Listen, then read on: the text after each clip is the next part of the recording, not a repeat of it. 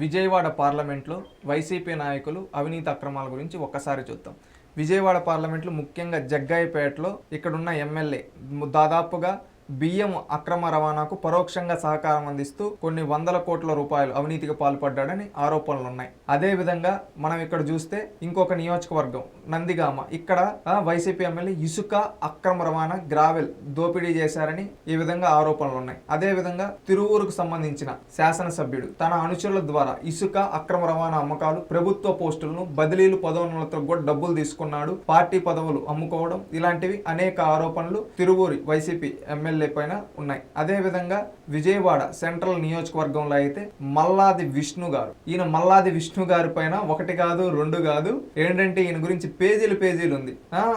ఈయన చేసిన మా మొత్తం అవినీతి గురించి కొన్ని చూద్దాం. విష్ణుపై అవినీతి ఆరోపణలు చాలా. సెంట్రల్ నియోజకవర్గంలో అక్రమ కట్టడాలకు వెన్నుదన్నుగా ఎవరైనా అక్రమ కట్టడాలు కడుతూ ఉంటే చెప్పాలి. ఈయనంటే వాళ్ళకే వెన్నుదనగానే వస్తే ఎవరైనా ప్లాన్కి విరుద్ధంగా ఇల్లు లేదా అపార్ట్మెంట్ కట్టుకోవాలంటే ముందుగా మల్లాది రాజేంద్ర అనే వ్యక్తిని కలిసి ఆయనకు పూర్తి వివరాలు ఇస్తే రాత్రి దానిపై చర్చించి ఎంత వసూలు చేయాలో నిర్ణయిస్తారంట. తర్వాత అనుమతులు ఇస్తారంట. ఇక అటువైపు బిల్డింగ్ ఇన్స్పెక్టర్, సిటీ ప్లాస్టర్ ఎవరు చూడరు. ఒక్క కట్టడం నుంచి మినిమం ఒక్కొక్క కట్టడం నుంచి మినిమం అంటే సాధారణ 5 లక్షలు ఫస్ట్ ప్రయారిటీ స్టార్టింగ్ 5 లక్షలు తీసుకుంటారు. ప్రధానంగా అజిత్ సింగ్ నగర్, గవర్నర్పేట, సత్యనారాయణపురం, గుణదల 1వ డివిజన్లో ఆయన ఎక్కువగా అక్రమ కట్టడాలను ప్రోత్సహించారు. కమిషన్ రూపంలో భారీగా సొమ్ములు చేసుకున్నారు. సెంట్రల్ నియోజకవర్గంలో జరిగిన అభివృద్ధి కార్యక్రమం 10% కమిషన్ రూపంలో వసూలు చేసి స్థానిక కార్పొరేటర్లకు ఏ మాత్రం దీనిలో చొరబడిన అంతా తానే చూసుకుంటున్నారు. అద్దెల రూపాయలు నెలకు 30 లక్షలు. మల్లాది నగరం కీలకమైన గవర్నర్పేట, సత్యనారాయణపురం, బిఆర్టీఎస్ రోడ్డు, మహాత్మా గాంధీ, కృష్ణలంకం,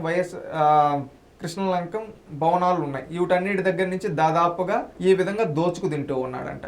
ఇంకొకటి ఏంటంటే విజయవాడ ఈ విధంగా వీళ్ళు విజయవాడ దాంట్లో ఇవి మాత్రమే కాకుండా వీళ్ళ పార్టీకి సంబంధించిన ప్రధానంగా, ఎందుకంటే విజయవాడ రాజధాని ప్రాంతం, అక్కడ ఏంటంటే ప్రధానంగా వైసీపీ నాయకులు మిగిలిన వాళ్ళు కూడా షాపుల దగ్గర కమిషన్లు కావచ్చు, ఈ విధంగా అతను ఎవరో దేవినేని అవినాష్ అని ఉన్నాడు, అతను కావచ్చు, ఇలాంటి వ్యక్తులు కొంతమంది వైసీపీ నాయకులు, ఈయన మల్లాది మళ్ళీ ఇంకొక వచ్చి కొబ్బరి చెప్పుల మంత్రి ఇంకొక ఆయన ఉన్నాడు, ఆయన వీళ్ళంతా కలిసి ఏంటంటే నియోజకవర్గాన్ని వెల్లంపల్లి శ్రీనివాసు వీళ్ళంతా ఏంటంటే నియోజకవర్గాలు పంచుకొని విజయవాడ పార్లమెంట్ మొత్తం అవినీతి అక్రమాలకు పాల్పడుతున్నారు. ఇంత అంతా కాదు, కోట్ల రూపాయల అవినీతి ప్రతి ఒక్క దగ్గర నుంచి, షాపుల దగ్గర నుంచి వసూళ్లు, ఆ అపార్ట్మెంట్ల దగ్గర నుంచి వసూలు, ఈ విధంగా నెల కోట్ల రూపాయలు దోచుకుంటూ ప్రజల్ని దోచుకు తింటున్నారు. ఈ విధంగా దోచుకు తింటున్నారు. ఇలాంటి వాళ్ళకి సరైన విధంగా తగిన విధంగా బుద్ధి చెప్పాలి. ఆలోచించండి ప్రజల్లారా.